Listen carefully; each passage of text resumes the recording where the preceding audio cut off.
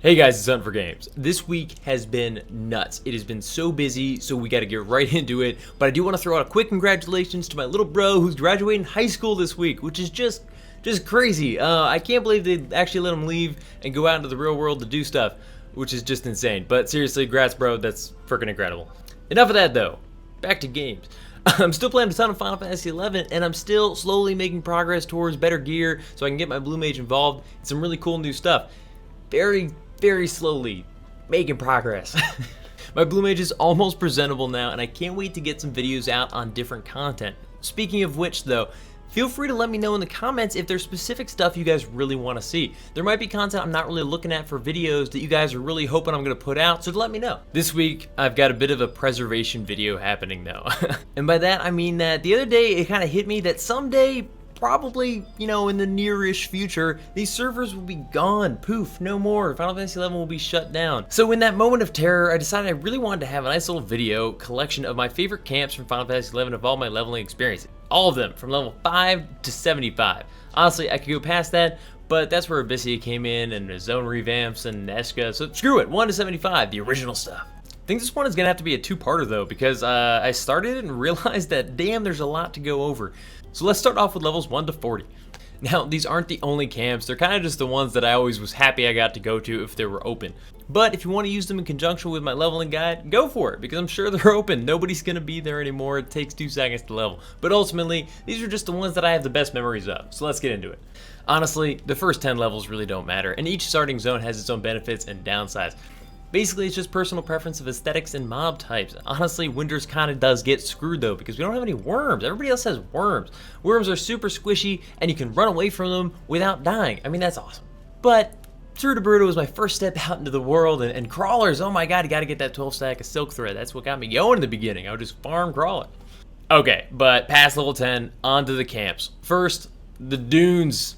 Everybody remembers the dunes. Now, this is going back a ways because I think the last time I actually leveled anything in the dunes was when Blue Mage and Corsair came out. The last party I had in the dunes was getting Corsair to level 15 and deciding I didn't want to level Corsair. I think when jobs came out after that, there were other ways to solo and you didn't really have to go through the dunes anymore if you wanted to avoid it. Anyways, favorite camps in the dunes is kind of tough because who the hell knows? Party success in the dunes was totally random based on what kind of party makeup you happen to scrounge together and whether or not those people, you know, had sub jobs or had been playing for 10 years. It's all just touch and go. If you had a tank and a white mage, you were thrilled. But if I had to pick one, let's go with the beach camp by the shipwreck. I love that shipwreck. Alright, but that's enough. Moving on after the dunes is Quifim Island. Quifim was so weird because at night it turned into kind of shitty. Great camps would suddenly be awful because they'd be swarmed with ghosts and skeletons and things that would aggro sound, and it was just awful. But favorite camp? Probably the worms at the cave entrance towards Juno. Best camp ever. Then later in Quifim, probably that towards the east, a little bit south of Delphux Tower, was kind of over by the cliff. There was that little camp for like pugils and maybe the occasional crab and stuff like that to keep the chain going. Because that one, you can also shift over to the lake during the day. At night, the lake was miserable. It's full of ghosts and skeletons. But during the day, you could kind of work it. Alright, next we're doing Yatunga Jungle and Yoder Jungle at the same time because they're practically the same zone and you're fighting the same shit. And you'll be fighting them Mandragores for like 6 straight levels because they're awesome. The worst thing they do is sleep you. Other than that, Wild Oats, who cares? Vitality down? Oh no! Favorite one, Yatunga, is right off to the right behind the big fence thing. It's like the fake little tunnel that's gated off. Love that little tunnel. You can back up your mages in there, gotta protect them. And also you're totally close to the zone if anything gets totally screwed up. Which happens a lot if like your white mage has slept and all of a sudden you're like, he's not waking up. Like, we're going down. And in Yoder, right through the entrance to the right or left. You could go down like under that bridge, that was a good little spot, or around into like the corner where it kind of veers off both ways. Anywhere where you had multiple Mandragora pops that you could like pull from. Awesome. If you didn't get those two, you kind of had to sneak past some goblins to one of the more dicey camps where like every once in a while a goblin would get a little bit too close and your puller would be like, sorry, got a couple, sleep please. Let's have a moment of silence for all the players that died in this spot due to gobby trains. Me included. Then if you were lucky for a couple levels, you'd sneak out to Western Altepa Desert, chow down on some beetles, spiders, delmels, all great stuff. Actually, what am I saying? All those mobs are kind of a pain. Delmels would heal themselves randomly and ruin chains in a just okay party. Beetles would do that evasion boost, and if you don't have Dispel, you're kind of screwed. And spiders would like Sloga. Ugh. Overall, though, still a great camp. Lots of mobs, and Rabao? I guess it's Rabao. I never say that one out loud. Anyways, awesome little town. Love that place.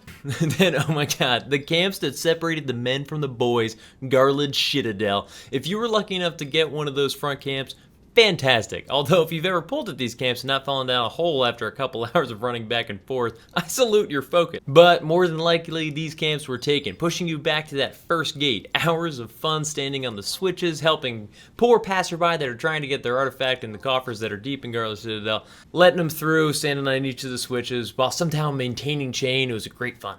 All while tearing through bats that make your tanks cry with Jetstream, and beetles that remind you that you really need to buy some sniper's rings in a few levels when you hit 40. Great stuff. With any luck, you had a thief in your party who literally just got Viper Bite and is losing his shit at the explosive damage he's doing. More than likely, though, you don't have an off tank, because who the hell ever had one of those?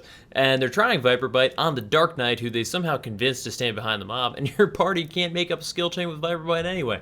Oh well. Now, at this point, if Wings of the Goddess was out, you'd happily try to find a Calibre camp in East Ronfur Pass and kill Calibres and maybe some ladybugs till you literally could no longer get XP from them because they are that fast. I remember people would like sink down from level 60 and be like, can we please fight those Calibre at level 35? It's amazing. This is the last push, finishing off a sub-job to level 37, getting your Red Mage past that 32 to 41 range where you have Dispel but don't have Refresh or Convert. Your Ninja is tanking with Utsumi Ichi only and like evasion gear. He's like, don't worry, I'll just survive the rest of the time. White Mages are leveling without being able to teletaxi for money and just scrounging for any kind of guild they can find for all these spells that they need. This is the period that makes you rethink that job you're leveling and say, maybe Summoner really does suck as much as everybody says. Because we're going to Crawler's Nest. Crawler's Nest was where the rules of the game were changing, but your abilities hadn't caught up yet. Everything cocoons itself, and you need either a Red Mage or a Bard to dispel that shit, or I guess somebody with a crossbow and acid bolts. I was that guy. But good luck with that one. Nobody ever had that range leveled and didn't want to spend money on the crossbow bolts. That was my favorite part as Thief. You're like, defense down, 20% damage increase. Not really, it's 20% defense down, but that's huge. It would also dispel, get rid of, like, cocoon. Without those, crawlers were just miserable. But jobs are about to get their big life-changing abilities. But MP is really starting to be a problem. Without a refresh in the party, and even if you're lucky enough to have a Bard, Ballad 1 really just isn't cutting it anymore. If you could push past this tiny little spot, things are starting to get really interesting. But let's face it, it was a pain. Favorite camps, though, literally any spot in the giant hanging testicle room. I swear this is the unofficial name supported by Square Enix. Where are we camping? Oh, balls room. Head for the balls. You'll see them. You'll know the balls. They're big balls. I do absolutely love the Crawler's Nest. It was that point where you're like, I'm finally making progress in this game. This job means something. And Quifim Island, you're like, I've got Cure 2. Is that cool? Cure 2 is fun. I guess only Cure 2 is Summoner. White Mage has got Cure 3 in Quifim. That must have been nice. Everyone appreciated the stack or two of silk thread you'd get while leveling in there. You could sell that, make a little bit of money, and for once in a camp, not just like totally burn through money on food and ninja tools and stuff. But seriously, some of the most frustrating parties I've ever had have been in this zone.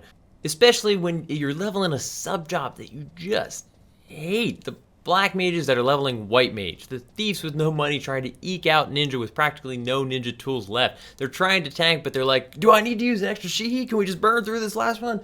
I'm getting hit, guys. Cure me. Come on, we can do it. And let's face it, a lot of people were leveling sub-jobs. They didn't have the geared out stuff. And let's face it, a lot of people were leveling sub-jobs. They didn't have optimal gear. They had, can I get by on this gear? I'm almost done. Once you hit level 40, you've only got people that want to level that job. And you start seeing people that bought the sniper's rings, they saved up, that they've got cool, unique gear for that job because they want to level it. At 36, people are wearing, like, still the beetle harness. Honestly, that beetle harness was the best piece for a long time. There's nothing for most body pieces for melee. You could leave Crawler's Nest in the high 30s, head to Altepa again for more beetles or some sneaky little spots in Gustav's Tunnel, but let's face it, if you were lucky, you just head down deeper in to fight soldier crawlers and X-rays. X-rays were nasty, but if you had a tank that could survive Darkspore, they were also kind of squishy. And everyone was about to need an X-ray mold for their first Limit Break quest at 50. I can't tell you how many times I've been one-shotted as a Tarutar with Darkspore. The X-ray would turn to me, I'd be like, no, it's like, take it. Anyways, guys, great place to stop for round one. While I still sport these spots as being useful for leveling solo really quick with Trust, honestly, we all know this is mostly just a nostalgia trip. Let me know in the comments your favorite camps from level 1 to 40, especially if I missed any that are your typical favorites, and the best and worst stories from each of those. Like the video if you ever fell down a hole in Garlaige Citadel on your way to camp, and subscribe if you're new. I've got plenty of videos coming each week, and I really hope to see you guys back. So, thanks for watching. Where are we camping? Oh, balls room. Head for the balls. You'll see them. You'll know the balls. They're big balls.